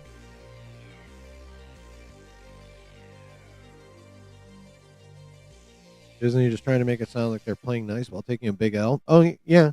I mean, this is an L for them. Don't get me wrong. I'm not saying that this is not an L for them. I just don't think it's a one-sided victory. They don't want their shit to be exposed to discovery. Hell no, they don't. It's easier to pay her off and pretend we're all good. Oh, definitely. It's always easier to do that.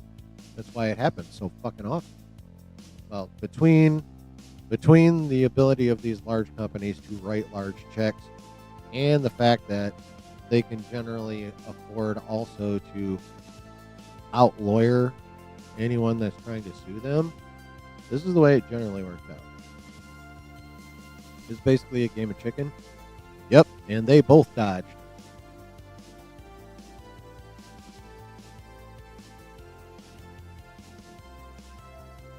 Yeah.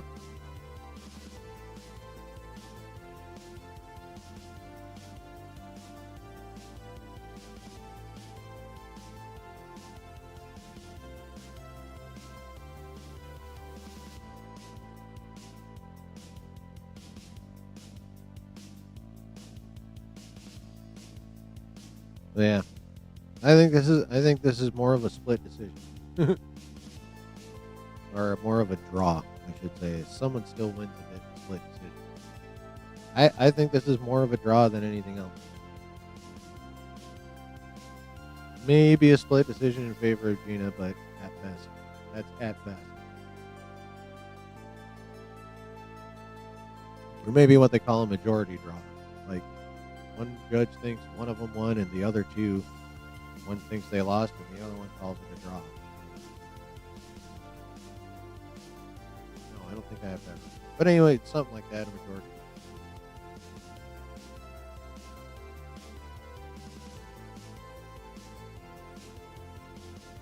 Maybe it's two judges think it's a draw and one pick the winner. I think maybe that. Anyway. Yeah.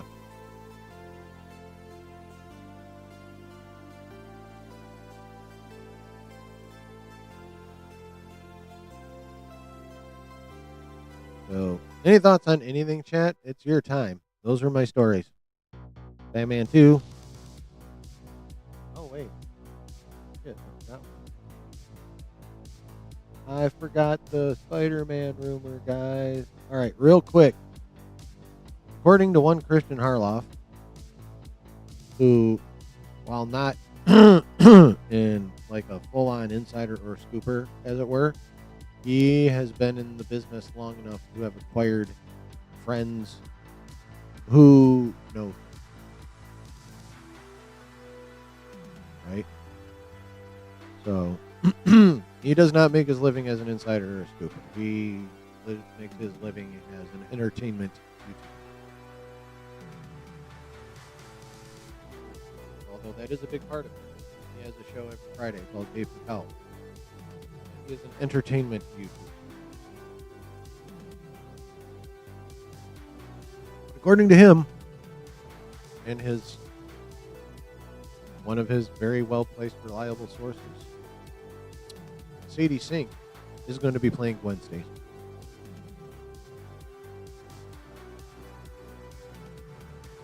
Now, assuming this is true, questions.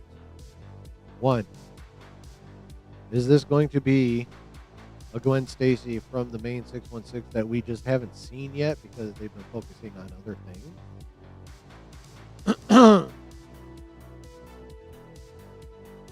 And if so, actually, question number 2, or is this how they're going to introduce a multiversal element that still will not keep it from being a super grounded story?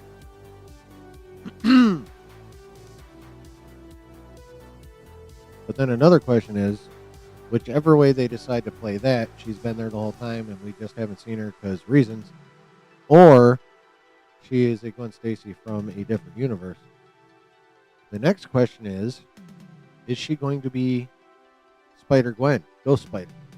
Will she have the powers? Now, if she's a multiversal Gwen, I feel like it's much more likely than if she's main 616 Gwen. But I'm not ruling the possibility of a Spider-Gwen out no matter what universe she happens to come from. Although I do think the odds are higher if she's from a different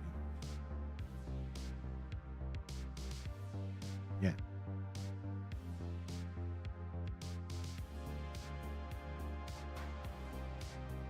So, y'all remember when, like, she was first announced, and at first, because she's a redhead, we're all like, actual MJ, Mary Jane.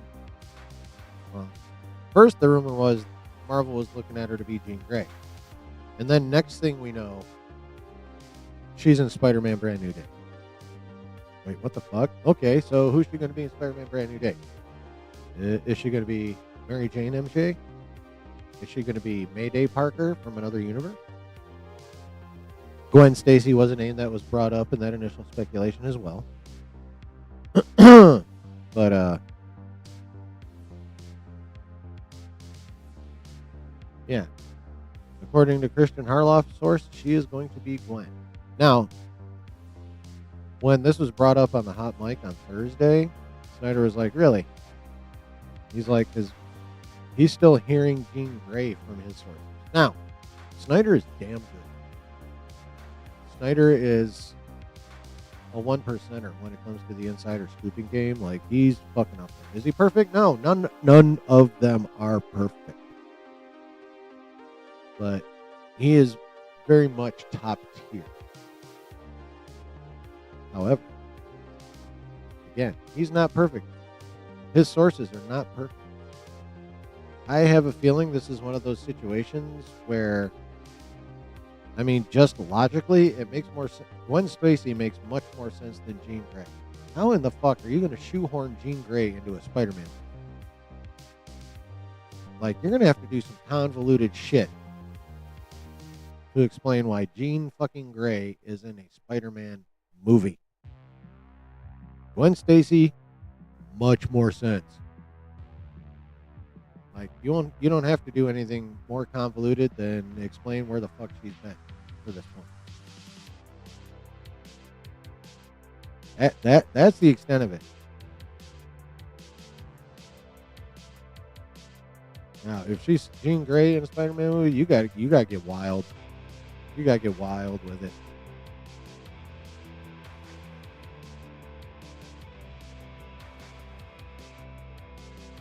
So, just going by logic, if I got to decide between if Sadie Sink is going to be Gwen Stacy or Jean Grey, I'm picking Gwen Stacy.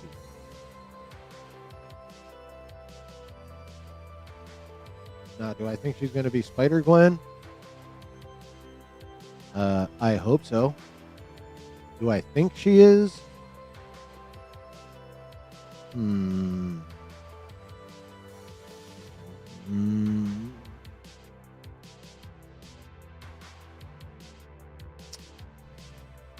I think I give her being Spider-Gwen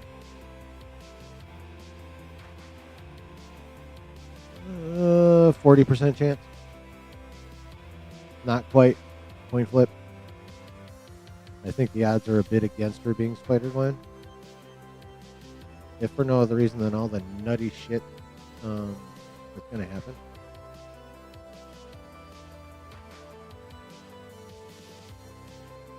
But then again, with all the nutty shit that's going to happen, a second Spider person to join in with Tom and, Peter and Frank. I mean, Savage Hulk, you're going to need all the fucking help you can get. So.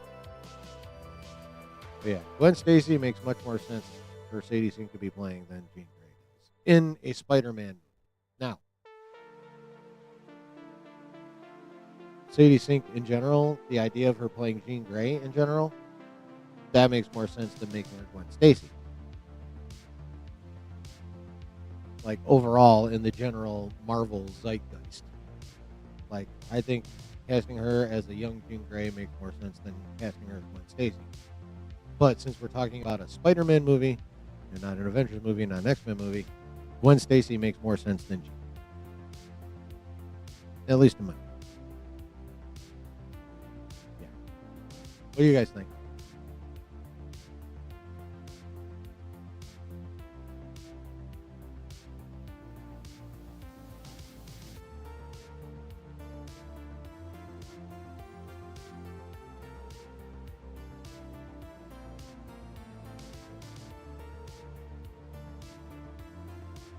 What you guys think?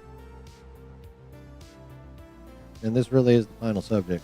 Let me know what you think about that. Anything else we talked about, or a few questions or concerns, because I need to go smoke a joint and take a nap. I have to be up again in 3 hours.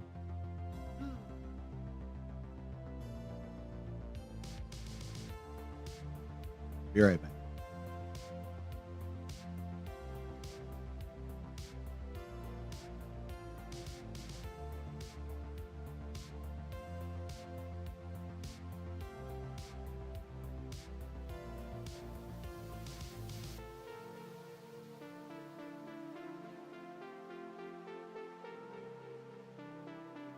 I needed a soda. Gwen is a great bet. I agree.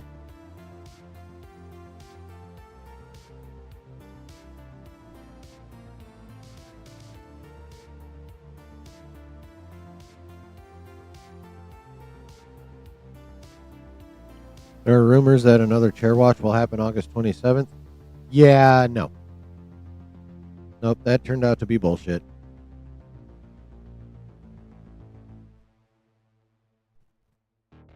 Yeah, I saw people talking about it that I trust, and then I saw people going, we fucked up and got lied to. Same people. So I think that August 27th thing is a big fat no, unfortunately.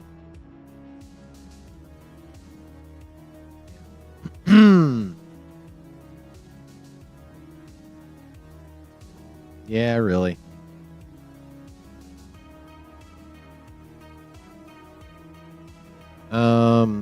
Geeky Cast, James Macwell, a couple other people. I know Josh doesn't trust James Macwell at all, but he has gotten he has gotten some shit right. He's been fair. He's definitely not like prime tier, but he's more right than wrong. And then when he gets corroborated, and by the way, I know Geeky Cast isn't anywhere near as well known as like RPK or My Time, but he gets a ton of shit.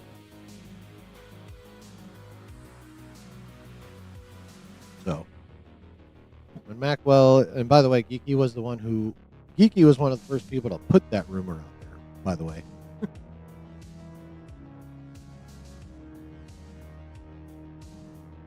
Geeky was one of the ones to put that rumor out there in the first place. So as soon as he found out it was bullshit, he's like, God damn it, I got bamboozled, or, something along those lines. But yeah, so he sort of started it, and then he basically ended it. Which is another point in his favor, because that shows some integrity, which you don't always get from the bigger name one. Know what I mean?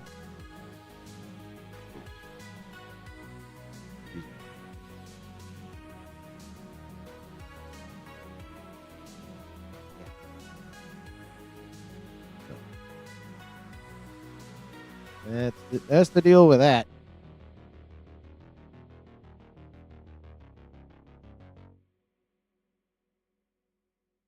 Anything else, chat? Because I really do need to get the fuck out of here. But I want to give you guys, a chance to do your own thing for a couple, 3, 4, 5 more minutes or what have you.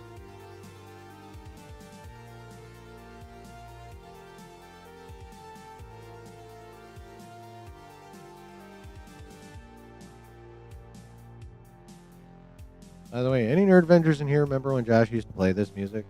Like, I found this when he first divulged that it was Harris Heller on Spotify, where he got a lot of his tunes. I immediately went to Harris Heller, and then I found this album, and I'm like, bingo! But then he switched it all up. But I'm sure any Nerd Avengers in here recognize this fucking music. So. All right. Well, I'm going to go ahead and get on out of here, chat. Thank you guys for being the awesome community that you are and showing up yet again. You guys are dope. Time is super precious. It goes way too fast. And you guys choose to spend your time here. That's amazing. Thank you very much. I hope you guys had a good time. I think this was a pretty good stream.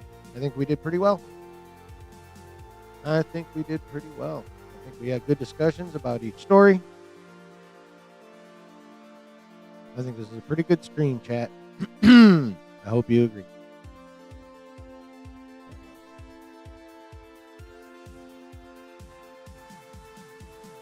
And I'm pretty sure I'm going to have an announcement for you on Wednesday. Oh! Well, we'll take the final tally on... Well, actually, no. I kind of need to know before Wednesday. I'm going to put a poll up in the Discord, by the way, and someone dropped that. Oh, you're good, bro. Someone drop that link in the chat, please. But I want y'all to take like 15 to 20 seconds. I'm going to bring this up again because I brought it up at the beginning, and there are more of you here now, so I'm going to bring it up again. That is the fact that those buttholes on Hulu are dropping Alien Earth on Wednesdays.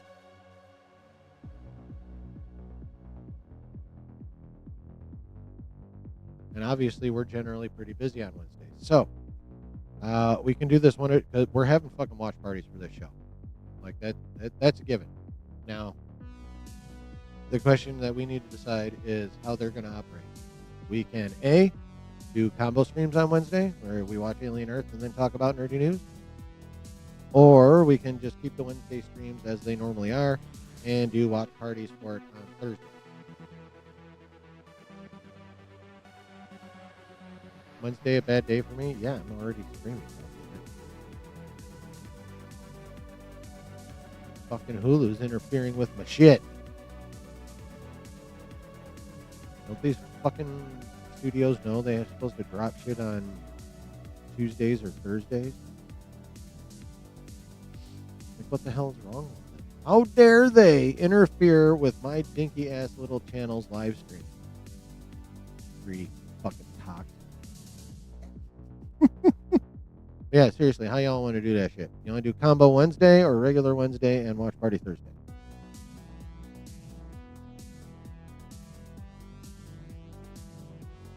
Maybe a combo? All right, well, that's one vote for combo. I mean, that'll work out great, especially if news is light.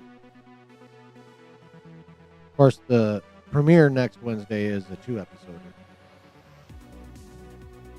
Watch party Thursday, regular Wednesday. All right, we have a tie vote right now, guys. Brooke, please post the Discord link in there. You seem to be pretty good at it. Let me know your thoughts in the Discord. I probably should just put a fucking poll up. I'll put a poll up tomorrow about this subject. You'll be in New York for vacation next week. Ooh, that's dope. Bro, if you're on vacation, don't fucking worry about being here. Enjoy your goddamn vacation. Like, real talk. Thank you, sir. So, join the Discord if you haven't joined the Discord already. I'll put a poll up tomorrow. And on top of that, I post all my streams in there. And let's face it, Discord notifications are way more reliable than YouTube. YouTube gets a little spotty with the notifications. So, join the Discord. Have to help your Oh, that's right. You talked about that before. Cool. Yeah, but it's still some good family time. So, spend your family time with your family. Don't fucking worry about me. All right. So, you guys think about it. Know that the vote is currently tied. Let me know in the Discord. If you don't want to wait for the poll, just fucking post it in general. Be like, hey, do it this way. But, yeah. So, all right. Much love, y'all. Thank you for being here. We will see you Wednesday night at 9 p.m. Or if it ends up being a combo stream, I'll probably start it at 8:30 because there's 2 episodes of Alien. So, you guys have a great rest of your weekend. Be safe out there. And a great beginning to your week. Still be safe out there. And we'll see you Wednesday night. Bye-bye.